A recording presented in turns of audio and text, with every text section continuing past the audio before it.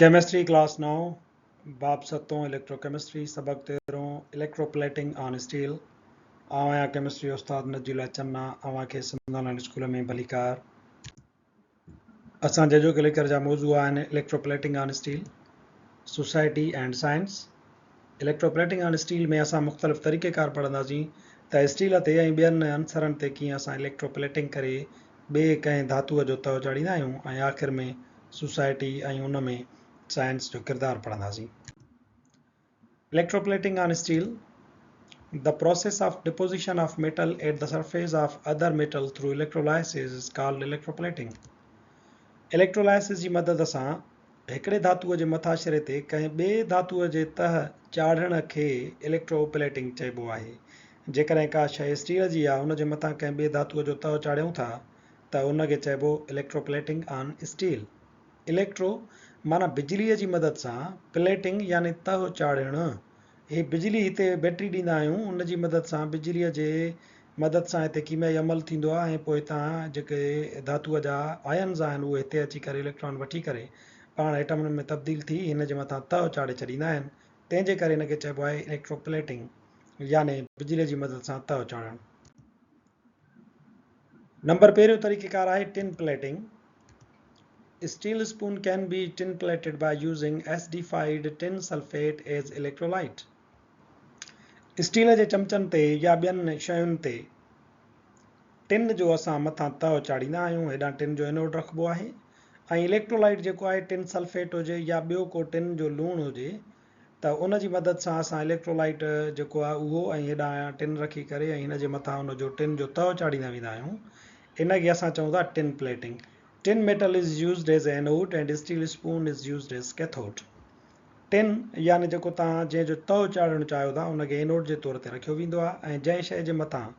तओ चाढ़ियो वञे थो उनखे कैथोड तौर ते रखियो वेंदो आहे When current passes through electrolyte, tin ions deposit at cathode as tin metal. जेॾी महिल जो करंट पास थींदो बैटरी असां गॾींदासीं सां हिन मां करंट पास थींदो त टिन जा आयन जेके आहिनि उहे हितां लूज़ थींदा ईंदा हितां पंहिंजा इलेक्ट्रॉन छॾींदा ऐं हेॾां उहे इलेक्ट्रॉन हासिलु करण जे लाइ जेॾी महिल जो कैथोड वटि पहुचंदा त उहे इलेक्ट्रॉन जीअं मिलंदनि त एटम जी सूरत में हिन जे मथां उहे टिन जा एटम चढ़ंदा वेंदा आहिनि tin electrode is then changes into tin ions हीउ जेको टिन वारो जेको असांजो इलेक्ट्रोड आहे इहो टिन आयन्स में तब्दील थींदो वेंदो आहे टिन सल्फेट इहो असांजो इलेक्ट्रोलाइट आहे कीमियाई तौर ते जेकॾहिं हिनखे ॾिसूं था त टिन सल्फेट आयन्स में हिते टुटी वेंदो उन मां टिन ऐं सल्फेट अलॻि अलॻि थी वेंदो हाणे जेको टिन आहे हीउ वारो जेको एनोड आहे इहो छा कंदो आहे त हिते थींदी आहे एनोड ते ऑक्सीडेशन लॉस ऑफ इलेक्ट्रॉन हीउ टिन पंहिंजा इलेक्ट्रॉन हितां विञाईंदो ऐं उहे इलेक्ट्रॉन हिते जमो करे पाण ऑक्सीडाइज़ थी करे हेॾां ईंदो आयन जी सूरत में तब्दील थी वेंदो हीउ जेको हाणे आयन आहे टिन जी इहा वरी ईंदी हेॾे कैथोड ॾे कैथोड वटि थींदी आहे रिडक्शन यानी गेन ऑफ इलेक्ट्रॉन हाणे टिन आयन आया आहिनि उन्हनि गेन ऑफ इलेक्ट्रॉन कई त हिते अची करे ॿ इलेक्ट्रॉन वठी करे हिते टिन एटमनि जी सूरत में जमा थींदा वेंदा ईअं हीउ जेको स्पून आहे स्टील जो उहो समूरो टिन सां ढकिजी वेंदो ऐं टिन जो लेयर उन जे मथां चढ़ंदो तव्हांखे ईअं महसूसु थींदो त इहो जेको चमचो आहे या इहा जेका शइ आहे स्टील जी ठहियल उहा टिन जी ठहियल आहे ॿियो तरीक़ेकार आहे असां वटि ज़िंक प्लेटिंग यानी जिस्त जो तओ चाढ़णु The process in which zinc is electrolytically coated at the surface of other base metal is called galvanizing. ही एनोड आहे ज़िंक जो ही तव्हांजो कैथोड आहे हेॾां हाणे हिन जे मथां जेको असां हिकिड़ी प्लेट खई आहे हिन जे मथां असां ज़िंक जो लेयर चाढ़णु चाहियूं था इलेक्ट्रोलाइटिकली असां इहो समूरो कमु कंदासीं हिन में इलेक्ट्रोलाइट आहे असांजो ज़िंक हाइड्रोक्साइड जो असां जीअं हिनखे करंट ॾींदासीं त ज़िंक जा जेके आयन आहिनि उहे टुटंदा ज़िंक आयन में तब्दील थींदा ऐं इहे ज़िंक आयन हेॾां ईंदा अची करे ही वाधू वारा ज़िंक आयन काटू कैथोड ॾांहुं ट्रैक थींदा हिते हिननि खे ॿ इलेक्ट्रॉन मिलंदा ऐं ज़िंक आहिस्ते आहिस्ते हिन जे मथां पंहिंजो लेयर चाढ़ींदो वेंदो इनखे गैल्वनाइज़िंग पिणु चइबो आहे जेकॾहिं असां हिनखे कीमियाई तौर ते ॾिसूं त एनोड ते थींदो आहे ऑक्सीडेशन लॉस ऑफ इलेक्ट्रॉन हीउ एनोड आहे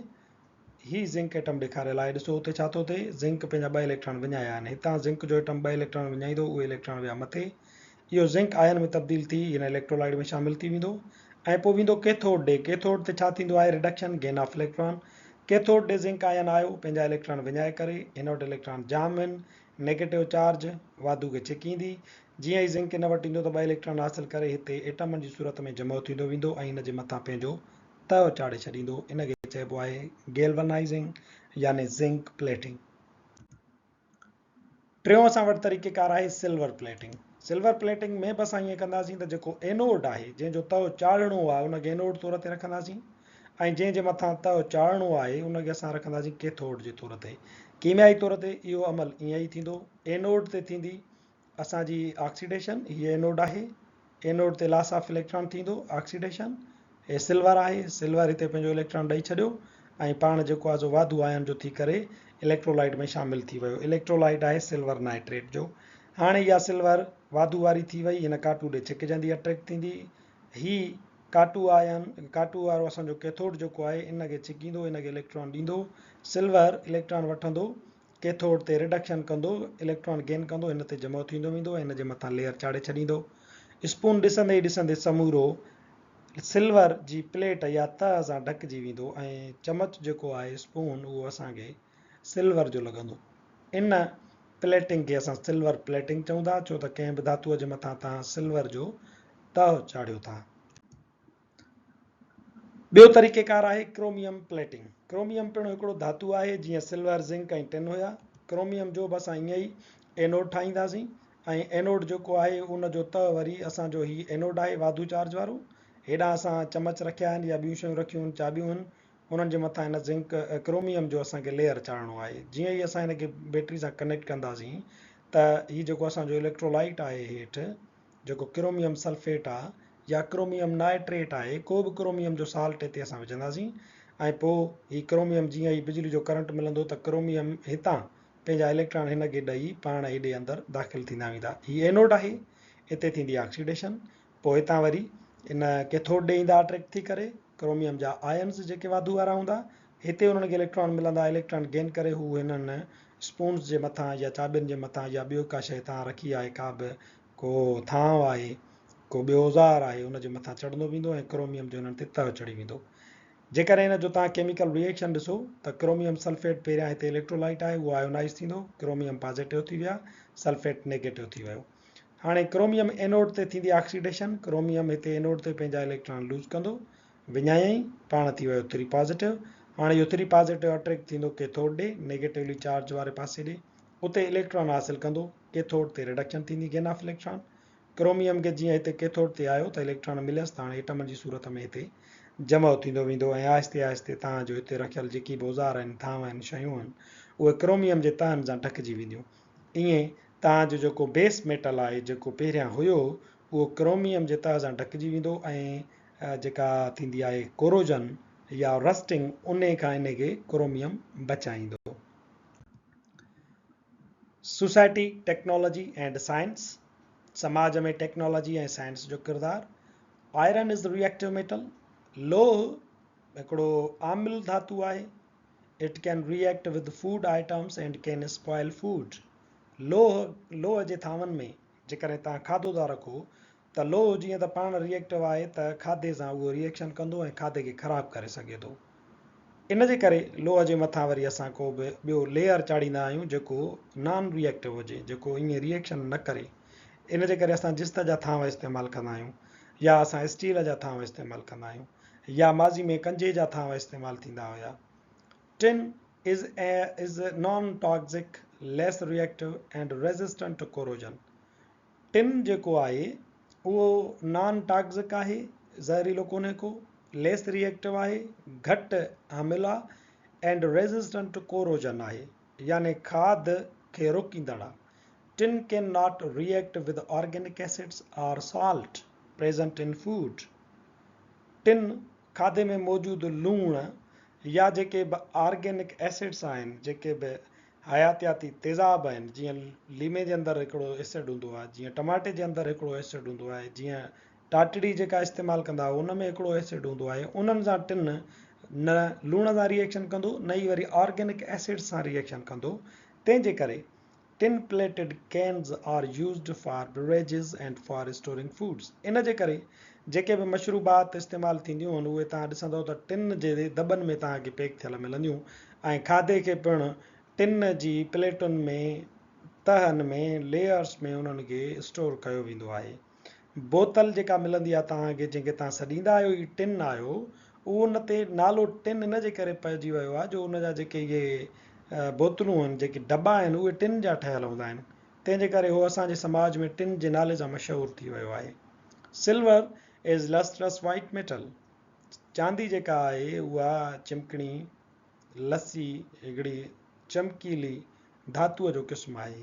Many metal objects are silver plated to enhance its beauty and strength against corrosion. खोड़ सारनि धातुनि जे मथां असां चांदीअ जो तओ चाढ़ींदा आहियूं त जीअं उन जी ख़ूबसूरती ऐं उन जी ताक़त खे वधाए सघिजे त जीअं उहा खाद कोरोजन या रस्टिंग खां बची सघे। ॿिया जेके धातु आहिनि जीअं लोह जा आहिनि उन्हनि खे खाद लॻी सघे थी पर उन्हनि ते जेकॾहिं सिल्वर जो तओ चढ़े थो त उहे कोरोजन खां घणे वक़्त ताईं सिल्वर जे तह जे करे बची वेंदा आहिनि। Thin layer of silver on metal surface form durable layers. चांदीअ जो जेको तह आहे उहो धातु जे मथां जॾहिं ठहंदो आहे त उहे देर पा हिकिड़ा तह ठाहे छॾींदा आहिनि। Thick coating of silver on metal surface is soft. जेकॾहिं वरी चांदीअ जो तह थुल्हो आहे थोरो घाटो आहे त उहो नरम थींदो आहे and gradually turns black.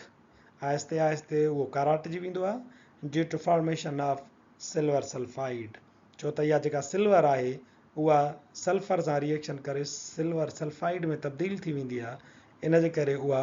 काराइटिजंदी वेंदी आहे। असांजो जेको लेक्चर पुॼाणी ते पहुचे थो वरी हाज़ुरु थींदासीं नए लेक्चर सां गॾु।